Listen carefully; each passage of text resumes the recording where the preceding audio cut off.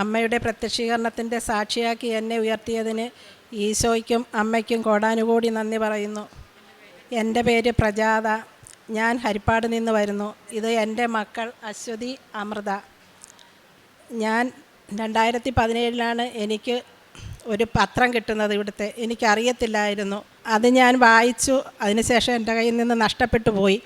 അങ്ങനെ എൻ്റെ കഷ്ടതകളും വിഷമങ്ങളും വരുമ്പോൾ ഞാൻ ആ പത്രത്തെ ഓർത്ത് പ്രാർത്ഥിക്കുമായിരുന്നു. അങ്ങനെ 2023 ആണ് എൻ്റെ നാത്തൂൻ എന്നോട് ഇങ്ങനെ കൃപാസനം പള്ളിയെപ്പറ്റി പറയുന്നത്. അങ്ങനെ ഞാനിവിടെ വന്നു. ഒക്ടോബർ 23 വന്ന് ഉടമ്പടി എടുത്തു.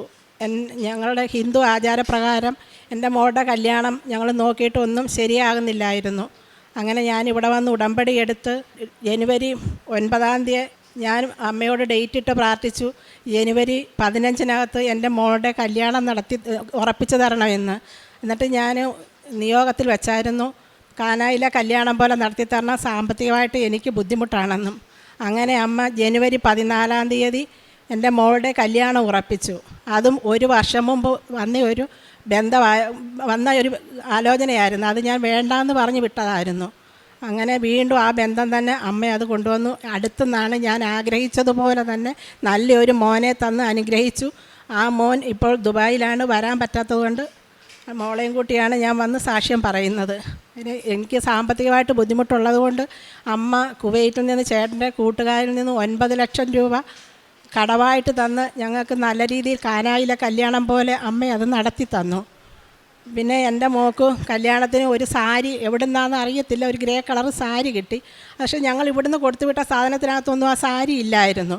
അങ്ങനെ ഒരു ദിവസം മോൾ എന്നെ വിളിച്ചിട്ട് പറഞ്ഞു, അമ്മേ നിങ്ങൾ കൊണ്ടുവന്ന സാധനത്തിനകത്ത് എനിക്കൊരു സാരി ഉണ്ടായിരുന്നു. ഞാൻ പറഞ്ഞു, ഇല്ല, ഞങ്ങളെല്ലാ കവറും പൊട്ടിച്ചാണ് തന്നത്, ഒന്നിനകത്ത് സാരിയില്ല, അത് പൊട്ടിച്ച കവറാണെന്ന് പറഞ്ഞു. അങ്ങനെ അതും ഗ്രേ കളർ സാരിയാണ് അമ്മേ, അത് അമ്മയുടെ സാരി, മാതാവിൻ്റെ സാരി തന്നെ അമ്മ, എനിക്ക് മാതാവ് തന്നതാണെന്ന് പറഞ്ഞു. അങ്ങനെ ഞാൻ ആ ബുക്ക് എടുത്ത് നോക്കി. പ്രസൻറ്റേഷൻ തന്നെ ആരും അങ്ങനെ ഒരു സാരി ഇത് എഴുതിയിട്ടില്ല തന്നതായിട്ട്. അങ്ങനെ ഞാൻ ഒരു ദിവസം ഇങ്ങനെ പ്രാർത്ഥിച്ചുകൊണ്ടിരുന്ന് എൻ്റെ വിഷമങ്ങളും ഒക്കെ ഞാൻ അമ്മയോട് സാക്ഷ്യം പറയുന്ന പോലെ ഫോട്ടോയുടെ മുമ്പിൽ നിന്ന് പറയും. രാവിലെയും വൈകിട്ടും പ്രാർത്ഥിക്കുമ്പം, അമ്മേ നീ തന്ന അനുഗ്രഹത്തിന് കോടാനുകോടി നന്ദി, നീ ഈ കല്യാണം നടത്തി തന്ന്.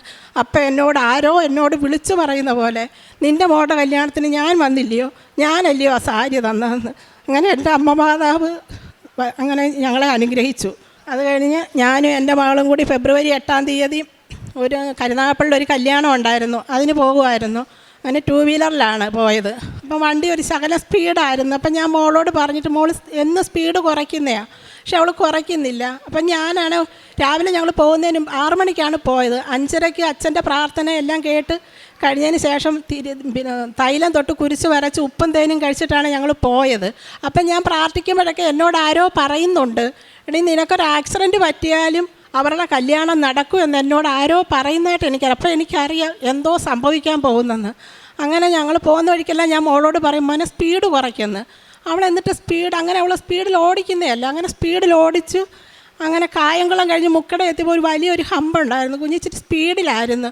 ആ വണ്ടി ഹമ്പേ കയറി കുതിച്ച് പൊങ്ങി. അത് ഞാൻ പുറകെ എനിക്ക് നല്ലതുപോലെ അറിയാം. പക്ഷേ എന്നിട്ട് എനിക്ക് ഭയമൊന്നും വന്നില്ല. മേളിലോട്ട് പോയി തിരിച്ച് താഴെ ആരോ പിടിച്ച് നിർത്തിയേക്കുന്ന പോലെ നേരെ നിന്നിട്ട് ആ വണ്ടി ഞങ്ങളൊരു സൈഡിലോട്ട് ഇങ്ങനെ ചരിഞ്ഞ് വീണ് എൻ്റെ കൈയുടെ മുട്ടിച്ചിരി ഉരഞ്ഞ് മോക്കും നോക്കിയപ്പം കാലേ വണ്ടി വീണ് ആ ചിരട്ട ഭാഗം നല്ല നീരായി. അപ്പം ഞാൻ അവിടെ നിന്നോട്ട് വെച്ച്, അമ്മേ നീ പറഞ്ഞ് എന്നെ ഓർമ്മിപ്പിച്ച ഇതായിരുന്നോ, മോടെ കാലിന് പൊട്ടലുണ്ടല്ലോ, അതല്ലേ ഈ നീര് വന്നത്, ഞാൻ എന്ത് ചെയ്യും, ഇങ്ങനെ പ്ലാസ്റ്റർ ഇടണമല്ലോ എന്ന് പറഞ്ഞ്. അങ്ങനെ ഞങ്ങൾ ഹരിപ്പാട്ടൊരു എയർക്രാഫ്റ്റിൽ കൊണ്ടുവന്ന് അവിടെ രാവിലെ ഇവിടെ അന്നേരം തന്നെ കൊണ്ടുവന്ന് അപ്പോൾ അവർ പ്ലാസ്റ്റർ ഇട്ട്. അവർ നോക്കിയിട്ട് എന്നോട് പറഞ്ഞു, പൊട്ടലൊന്നുമില്ല, ലിഗമെൻറ്റിന് പ്രശ്നം കാണും, ഞങ്ങൾ പ്ലാസ്റ്റർ ഇടുവാന്ന് പറഞ്ഞ് പ്ലാസ്റ്റർ ഇട്ട്. അപ്പം ഞങ്ങൾ രാവിലെയും വൈകിട്ട് ഞാൻ പ്രാർത്ഥനയും മോളെ ഞാളിവിടെ കരഞ്ഞ് പ്രാർത്ഥിച്ച് ഉപ്പും തേനും കൊടുക്കുകയും തൈലം തൊട്ട് കുരിശ് വരച്ച്. അപ്പോൾ കുഞ്ഞിന് രാത്രി അതിവേദന, കാല് തൊടാൻ വയ്യ. അപ്പോൾ എന്നോട് പറഞ്ഞു, അമ്മ ഈ പ്ലാസ്റ്റർ കണ്ടിച്ചോളാം, മാതാവ് എന്നോട് പറഞ്ഞ് നിനക്ക് ആവശ്യമില്ലാതെ ഇട്ടേക്കോ, നീ ഇത് കണ്ടിക്ക്. രാത്രി 1:30 ആയപ്പോൾ ഞാൻ ആ പ്ലാസ്റ്റർ കളഞ്ഞിട്ട് ഹരിപ്പാട് ഗവൺമെൻറ് ആശുപത്രി കൊണ്ടുവന്നപ്പോൾ ഡോക്ടർ പറഞ്ഞു, പ്ലാസ്റ്റർ കണ്ട ഒരു കാര്യവും ഇല്ല, നിങ്ങൾ ബാൻഡേജ് ചുറ്റിയാൽ മതി, ഒരു കുഴപ്പവും ഇല്ലെന്ന്. അങ്ങനെ അമ്മ ഏറ്റവും വലിയ ഒരു അനുഗ്രഹം ഞങ്ങൾക്ക് തന്നു. അത് കഴിഞ്ഞ് എൻ്റെ അനിയൻ്റെ ഭാര്യയ്ക്ക് ചിക്കൻ പോക്സ് ആയിരുന്നു. അപ്പോൾ ഇളയ കുഞ്ഞിന് 10 മാസം പ്രായമുണ്ട്. അപ്പോൾ അതിനെ നോക്കാൻ ആരും ഇല്ലാത്തൊരു സാഹചര്യമായിരുന്നു അന്നേരം. അപ്പം എന്നെ വിളിച്ച് പറഞ്ഞപ്പോൾ ഞാൻ പറഞ്ഞു, അതിനെന്താ, ഞാൻ വന്ന് നോക്കാം. അങ്ങനെ ഞാനാണ് എന്നും രാവിലെ പോകും, രാത്രിയിലാണ് തിരിച്ചു വരുന്നത്. ഞാൻ ചെന്നാണ് ഇളയ കുഞ്ഞിനെ അടുത്തുനിന്ന് മാറ്റി കുളിപ്പിക്കുന്നതും എല്ലാം. ഏറ്റവും കൂടുതൽ ഇടപഴകിയത് ഞാനായിരുന്നു അവരുമായിട്ട്. അപ്പോൾ ആ വീട്ടിലൊരു അമ്മയും അവർക്ക് ഒരു കുഞ്ഞും കൂടെ ഉണ്ടായിരുന്നു.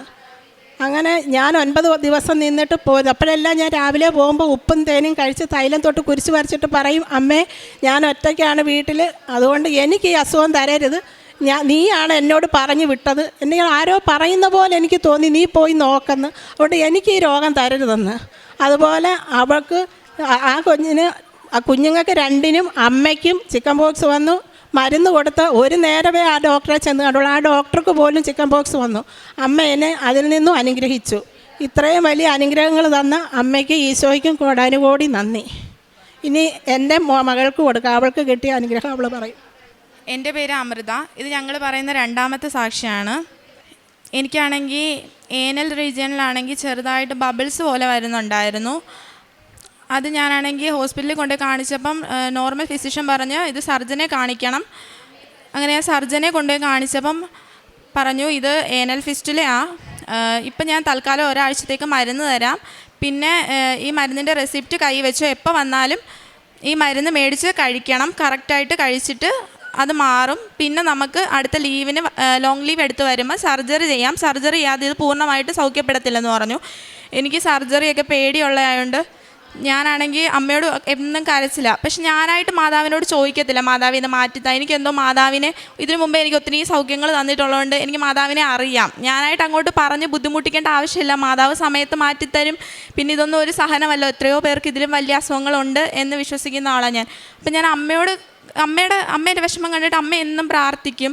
അത് കഴിഞ്ഞ് ഒക്ടോബർ 25 ഇവിടുത്തെ റാലി സമയത്ത് ഞാൻ പറഞ്ഞു എനിക്ക് തീരെ വയ്യ. അപ്പം ഞാൻ പറഞ്ഞു, മാതാവേ ഇനി എനിക്ക് കുറേ പ്രാവശ്യം വന്നു, 3-4 പ്രാവശ്യം അതിൻ്റെ ഇടയ്ക്ക് വന്നു. അപ്പോൾ ഞാൻ പറഞ്ഞു, മാതാവ് ഇനി എനിക്ക് വയ്യ, ഇനി എനിക്ക് താങ്ങാനുള്ള ശേഷിയില്ല, ഈ ഫിസ്റ്റുല ഇപ്പം തന്നെ ഈ റാലിയോട് എനിക്ക് മാറ്റി തരണമെന്ന് പറഞ്ഞ് പ്രാർത്ഥിച്ചു. പക്ഷേ ആ റാലി സമയത്തുള്ള ഫിസ്റ്റുല പിന്നെ അത് തന്നെ വന്നത് തന്നെ മാറാതെ നിൽക്കുക. റാലി കഴിഞ്ഞു, മാറാതെ അവിടെ തന്നെ നിൽക്കുക അത്.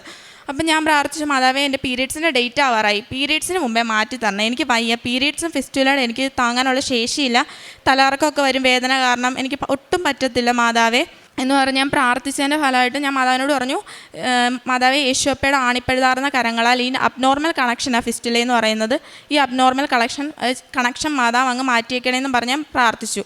അതിൻ്റെ ഫലമായിട്ട് മാതാവ് മാറ്റി. ഇപ്പം 4 മാസമായിട്ട് എനിക്ക് ഫിസ്റ്റുല വന്നിട്ടില്ല. ഞാൻ പൂർണ്ണമായിട്ട് മാറ്റിയെന്ന് ഉറച്ച് വിശ്വസിക്കും. അതുകൊണ്ട് ഞാൻ ഇന്നിവിടെ സാക്ഷ്യം പറയാൻ വന്നത്.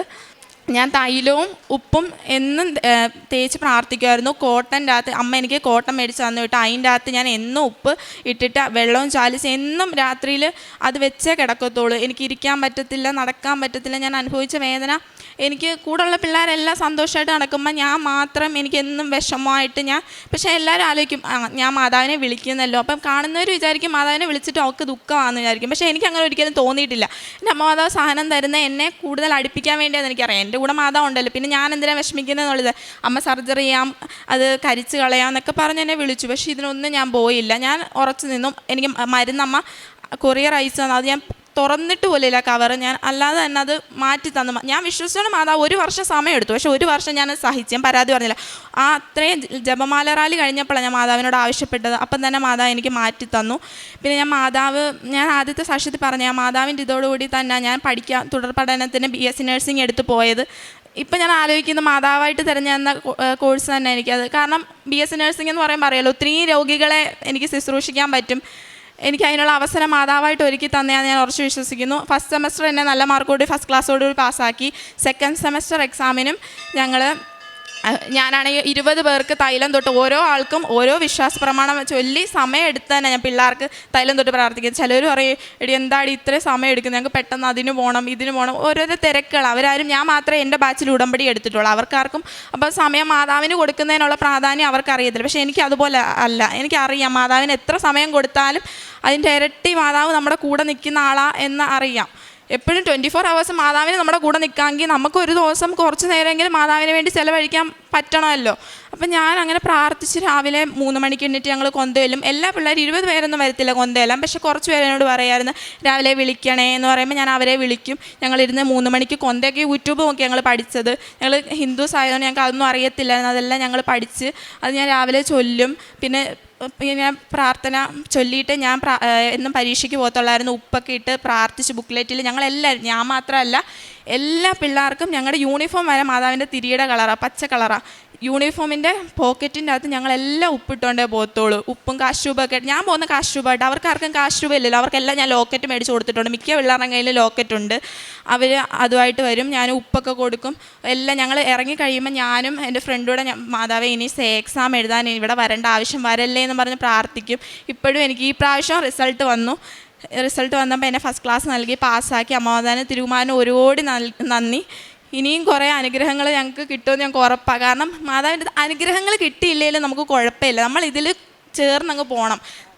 ആത്മീയമായിട്ടുള്ള വളർച്ചയാണ് നമുക്ക് വലുത്. അല്ലാണ്ട് എപ്പോഴും അനുഗ്രഹത്തിന് വേണ്ടി മാത്രം നമ്മൾ പ്രാർത്ഥിക്കാൻ നിന്നാൽ ആ പ്രാർത്ഥനയ്ക്കൊരു വാല്യൂ ഇല്ല. എപ്പോഴും അങ്ങനെ പ്രാർത്ഥിച്ച് നമുക്കതിന് വാല്യൂ ഇല്ലല്ലോ.